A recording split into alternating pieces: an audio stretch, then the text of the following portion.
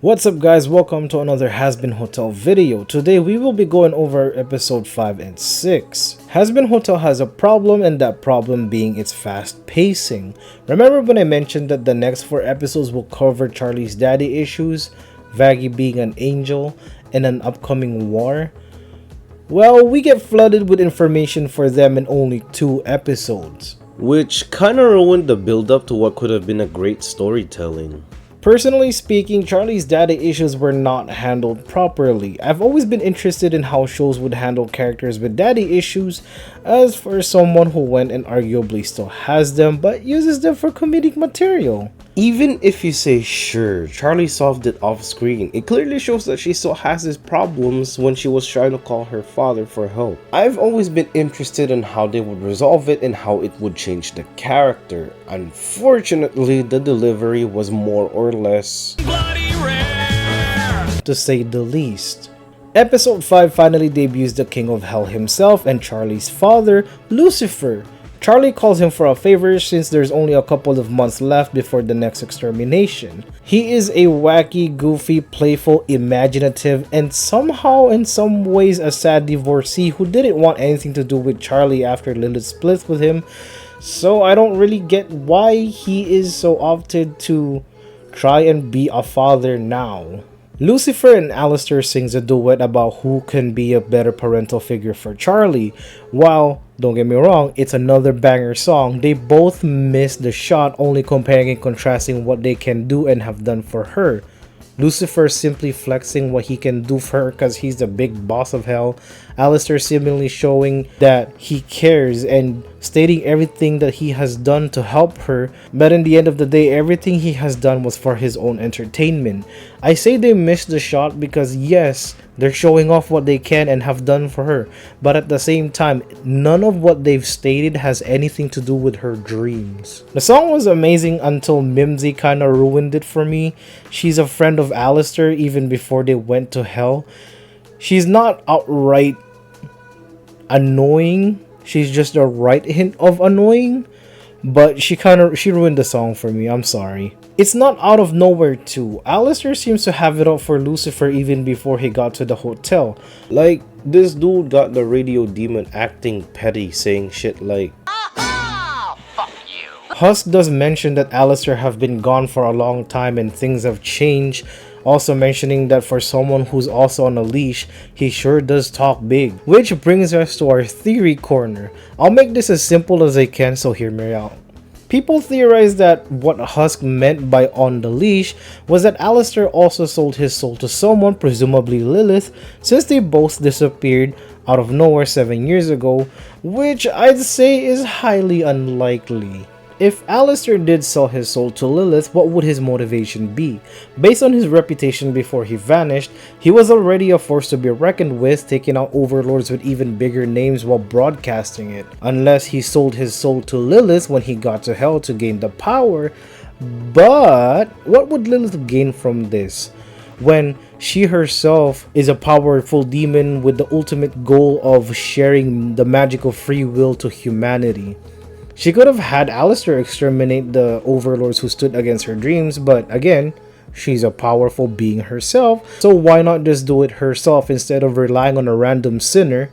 Even if he was a contingency plan in case something happens to her to protect Charlie and push her dreams forward, it's clear as glass and or as diamond even that he's only doing it for his own gain, as shown by the end of the episode. While Alistair was massacring a bunch of loan sharks, it's not exactly to protect the hotel but to release some steam and show why no one should mess with him. No matter how much Charlie sees this as a, oh, he's doing it for me, he's doing it for himself more than anyone.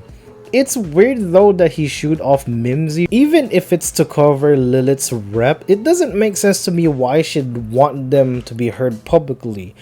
If she was trying to better hell, then why not just let them disappear without a trace? Why not just let them poof like a fart in the wind? Lucifer, on the other hand, isn't really on board with the idea of rehabilitating the sinners either, as he claims them to be terrible people. I mean, they are in hell, so it's kind of obvious. Charlie and Lucifer sings a motherfucking heartwarming song about fighting for your dreams, with Lucifer's verses implying that he's done what Charlie is doing now, but heaven didn't listen, getting him shut down and sent to hell as punishment. He doesn't want what happened to him happen to Charlie and lose everything. Charlie's verses were more about looking up to him and following in his footsteps of sharing the magical free will and happiness. The vocals are freaking insane. These types of songs aren't usually my cup of coffee, but it actually made me shed a couple of tears. There would have been more tears if the impact was like getting hit by a double-decker bus, but like I said before, the pacing ruined the ramp up to what could have been the more impactful story arc for Charlie, which would have been a great detail to her story, showing that even Lucifer can change for the better as a father in the future. Lucifer did mention that he will be supporting Charlie's dreams from now on. I did hear from somewhere that Viz said Lucy won't really play a massive role in the series, so we shall see how far Lucy will go. At the end of the episode, Lucifer grants Charlie a favor to have a meeting with someone who's got a higher authority than Adam and Loot. Vaggie, on the other hand, is not really excited about this news. Episode 6 welcomes back Cherry Bomb, Angel's friend from the pilot who he helped with the turf war against their Penches. She wants to take Angel out to party but ends up taking everyone while Charlie and Vaggie goes to heaven for a meeting. At heaven, they meet the two Seraphim angels, Sarah and Emily, with Sarah seemingly having a higher authority than Emily, or at least knowledge, since she is an older Seraphim angel. While singing Why Heaven is Great, they unknowingly pass by Adam and the holy goth mommy of all goths, Jesus Christ. Is that Loot? I get they were probably wearing like purge masks and shit, but my lord, I'm gonna need some Jesus after this because I'm about to sin. Take me, please. Adam reveals that, oh my god, Vaggie's a fallen angel. Oh my god, oh no, who could have seen this coming from a mile away? Jesus Christ. Yes, Vaggie is a fallen angel who let a sinner go, leading to her punishment of getting her eye and wings torn apart. Luckily though, she was saved by Charlie, and that's how they pretty much met. A trial about whether souls can be redeemed revolves around Angel's progress of rehabilitation that would hit harder, again, if it wasn't for the pacing. Since there were 5 months worth of time skip, the only progress we heard of Angel's rehabilitation was off screen, when Husk questions him for nearly throwing away his hard work because of one bad day. When Angel checks out all the boxes of requirements for people to make it to heaven, everyone starts wondering, how does one get to heaven?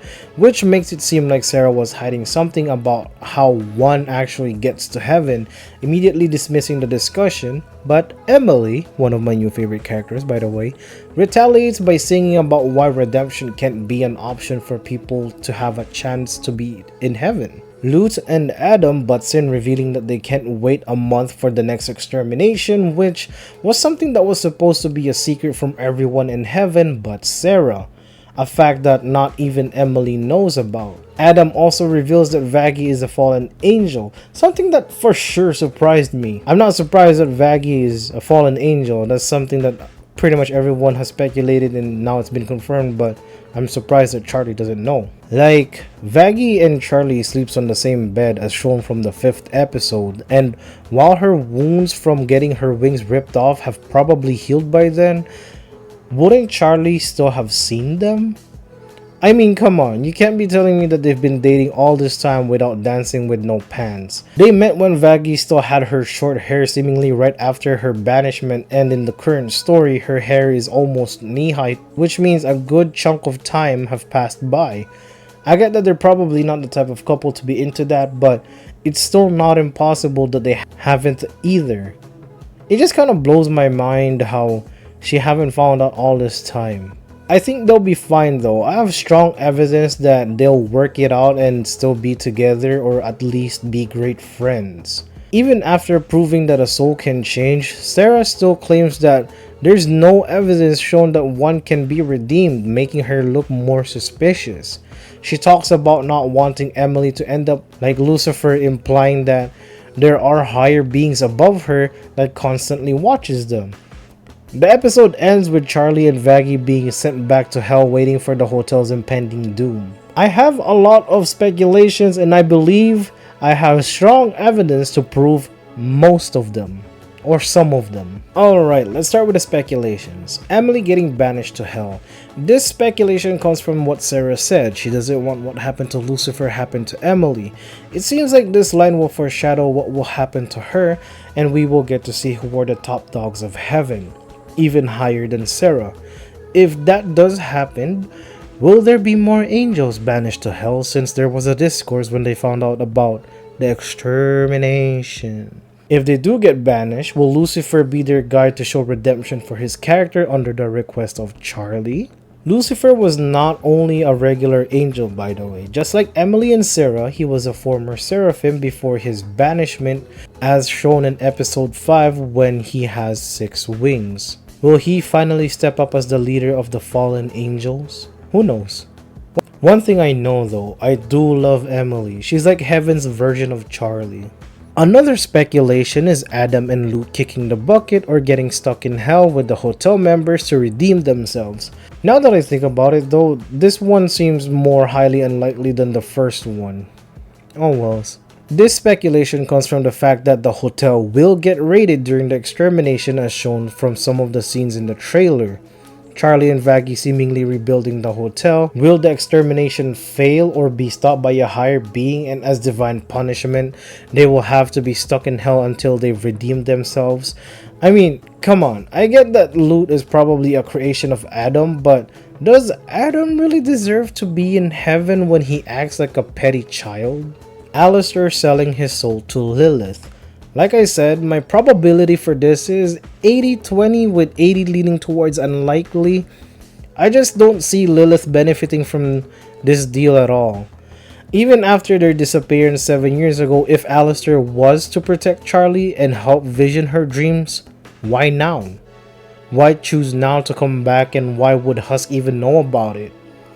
Just trust a random demon to carry your will, I guess. Unless Lilith saw the good in Alice. No, that's not the point. You can't just make a character be this demonically intimidating just to turn out he has a big heart. That breaks too much character.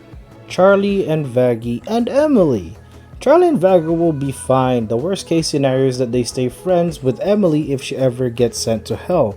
Even after the hotel presumably gets raided, they are shown building it back together, or maybe even expanding it if Emily and some angels are banished. As a little treat, in the trailer it is shown that Charlie is using her angelic powers, which Emily could teach her how to use. She is also offering a beheaded keychain to maybe Emily, or a start of a peace treaty with heaven, or maybe even Vaggie, because I am definitely sure they are not in good terms when they get back to the hotel. It does seem like Charlie, with the help of Alistair, will recruit Rosie and the cannibals, since Alistair and her are apparently great friends. And no, I'm gonna say this right now, Rosie is not Lilith. Speaking of Rosie, the last thing I kinda wanna mention about her is, sure, her and Alistair are great friends, but what if Rosie was a demon that Alistair sold his soul to in exchange for a pound of flesh when he initially got to hell, providing him the sufficient power to make other overlords disappear? They are both cannibals after all. My last speculation for this video is a character's death. It was said by Visipop that a member of the hotel will die, but didn't say who. My speculation is that it will be Alistair.